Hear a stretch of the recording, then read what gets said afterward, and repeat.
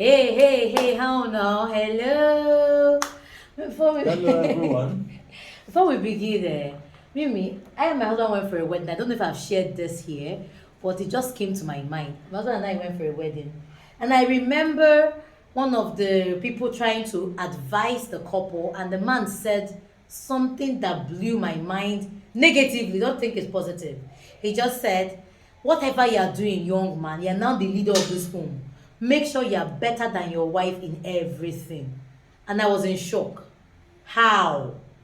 What kind of conversation is that? So with that in mind, what do you remember me? I was shaking my leg. Say if I meet this one How can you outside. even be better than everyone than your spouse in everything? That means you're the one that will give birth to the child and you cook and that's impossible. And he It's said, not a competition in the first place. exactly. What is trying to foster is competition, outwitting each other. I don't know how that will work in real real life. life. And unfortunately, Mimi, you said it's not a competition. Unfortunately, most of us live our marriages as if we are competing. Okay, if she has a master's, I must have a master's. If she has a doctorate, I must have a doctorate. And you find yourself that you've left the path of union to a path Of competition. and destruction. Oh, welcome to today's conversation. It's Relationship Clinic.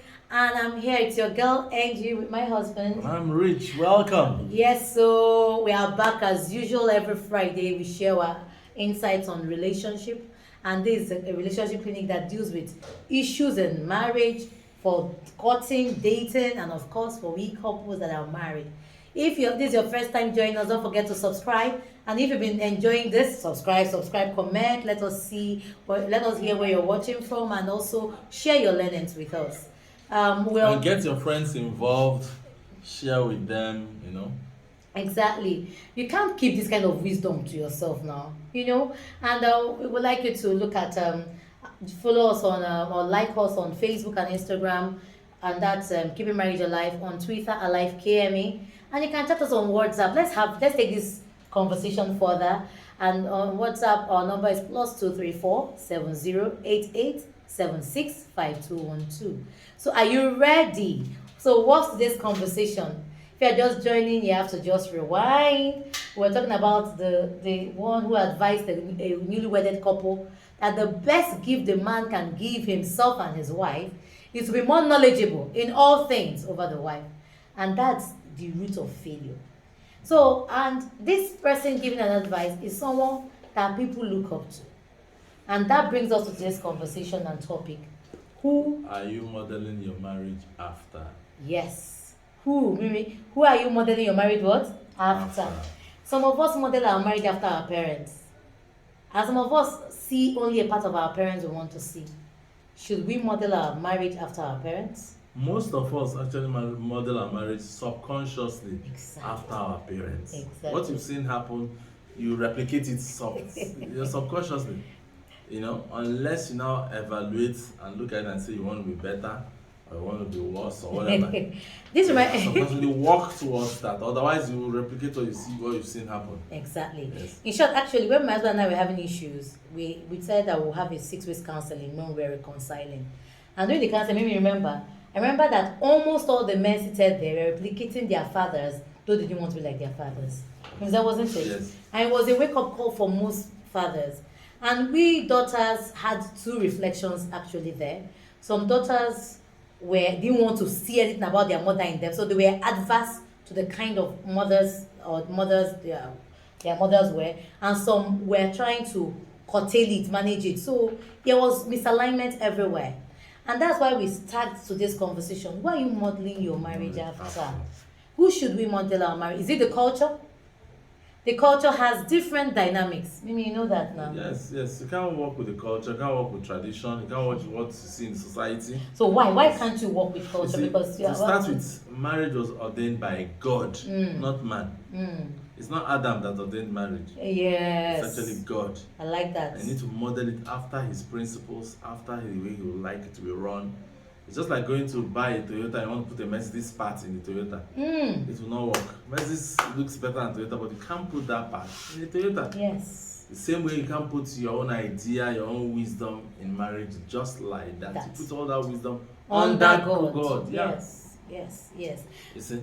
And it's very crucial because we have a lot of marriages that if they step out and actually reevaluate why they are taking these actions and ask who are we modeling our marriage after, it will give them a better reflection. Some people have some mentors that are very financial savvy but have a poor relationship with their spouses.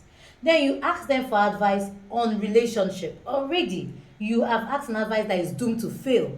Because what happens is that as much as there are some people who are not doing well in their relationship that can advise you, but they will advise you from their place of their perception. So what you should do from those advices, okay, this is what I should do or what I shouldn't do. And even if you take it from people whose relationships are working, their relationship is also unique.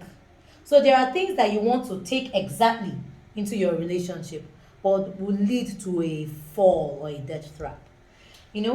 Just to buttress that, Mimi, just like you buy a cloth, all of us, okay, I'm preparing for some events recently and have a lot of ashibi. Yeah. Everybody got the same material, everybody got the same color. But all of us are going to sew our different clothes. Patterns, different. Exactly. Yeah. So our marriages have foundation under God, but our uniqueness play a part. Our temperament, our love language, our upbringing, our experiences in life. Exactly.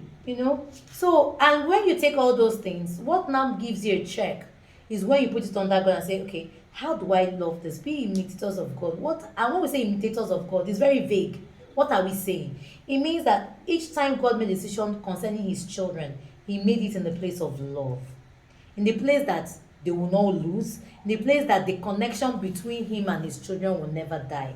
To the extent that he gave his son to bridge the gap continuously on our behalf. So that is who we are modeling our marriage after. Mimi, what do you Yes, remember, God is love. So you can't miss it working with him. And this part is very crucial in that when the man or the woman comes with the idea and the ideas don't work together, what will be the dividing rule?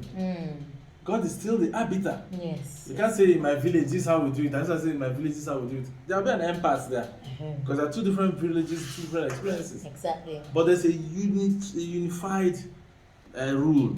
That's God's own, that rules everything. So when both of you bring your ideas and put it under God, it does not work under God according to his principles, his Bible, you cast that idea off. Okay, now we want to add something. When there's a dispute, the word of God rules final about it. Okay, there is one thing I also want to buttress because some people ask. So if God is we should only look up to God, does it mean that we should discard every counseling, because we have a lot of people who discard, no, marriage should not be, we know it already. No, that's not what we're saying here. We're saying that every counseling, every seminar, every book you're reading, every conversation should be a learning process, not a final bus stop.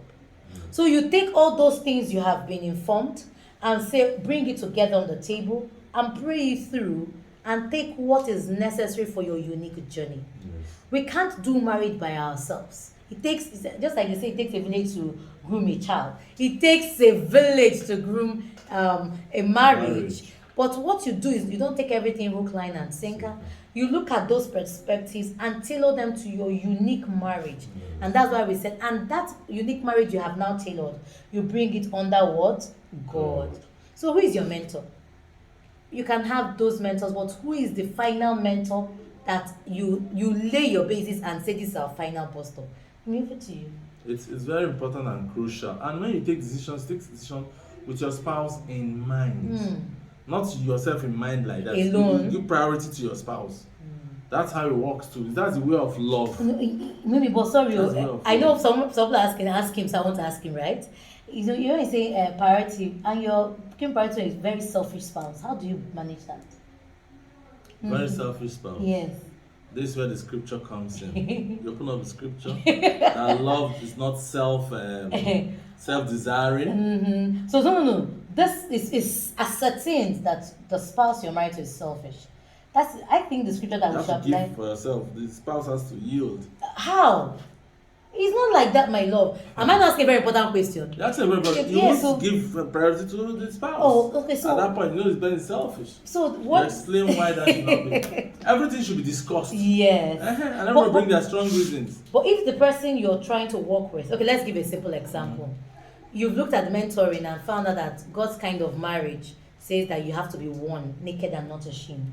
So you bring this conversation to the table and say, my darling husband or darling wife, I want us to be one. I want us maybe to share the same account and all. And they say, what? One in what? Live your life and let me live my life. How do you progress from that place to a place of God's kind of marriage? And that's what we need That's to do. one day at a time. To start with, finances in marriage is a very sensitive issue. Yes. If you don't trust each other, don't get into it. You don't start by finances. Yes. But however, having said that, you can start having joint account in projects.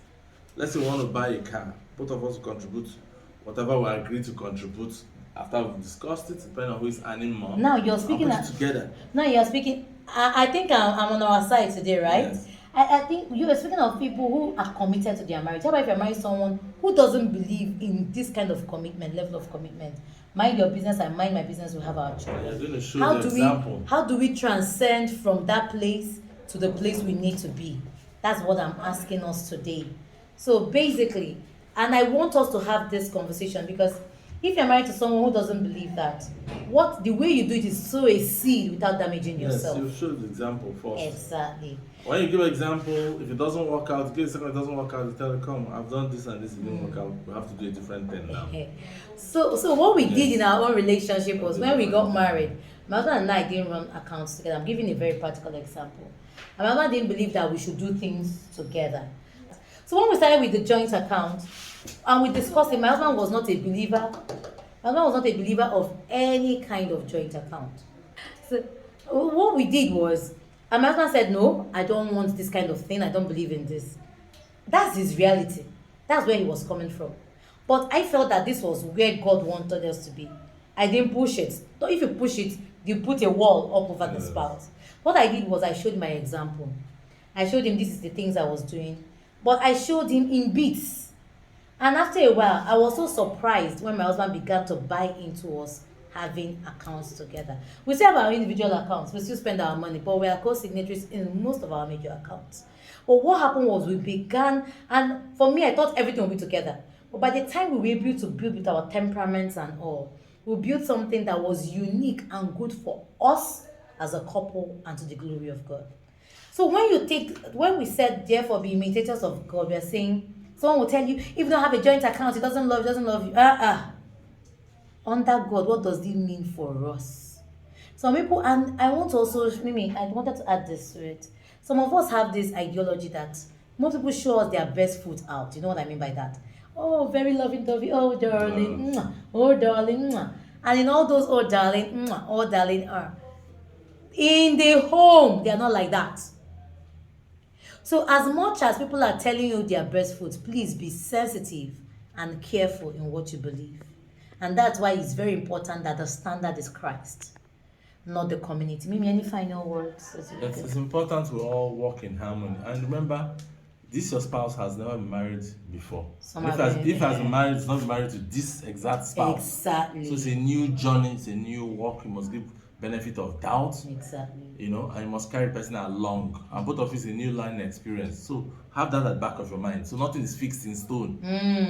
You must adjust here, adjust there, give a bit, So it's a walk, it's a dicey walk, I just wanted to add something like this. When we say, who do you mentor your marriage after? When we got married, my husband's belief of a wife was that she has to be a kitchen woman. Chai, my husband, how are you coping? It's quiet. So when we got married, I'm not the peculiar kitchen woman. I don't like being in the kitchen 24 hours. So what did we do? We needed to create a system that will work for both of us and put food on the table. And that's in the essence of imitating Christ. God wanted to have a relationship with his children. And as much as he tried, there was a gap. He brought his son to bridge that gap. Yeah. Every decision you are making in your marriage, we want you to ask yourself these 3 questions. Number 1, is it glorifying God? Number 2, is it bringing us closer? Number 3, is it helping us grow as individuals? If you can answer these 3 questions, then that decision is good to go. Yeah. And if you can't answer them, then you need to reevaluate again. Yes. We don't get it the very first time just like that all the time. Yes. But we learn to look back, think through it before we make those decisions. So I will get it right. Exactly. So today's relationship clinic was short, but it was important that we share this.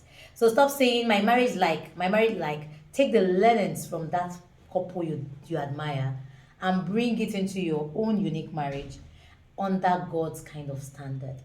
Because if you want a particular kind of spouse, my find that it doesn't suit you for your journey.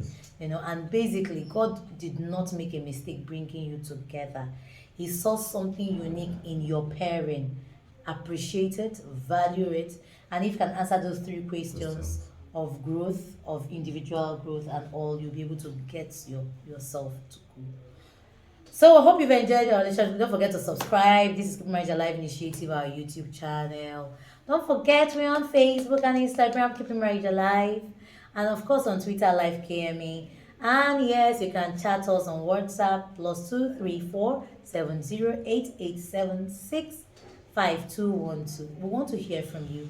We want to see how important and how you've evaluated your marriage and have made God as the final mentor and others as a learning process. You mean any other thing? It's important to keep working at it, keep growing together, keep growing in love and working God's way. Okay, don't forget to share your testimonies. We love you. Bye. Bye.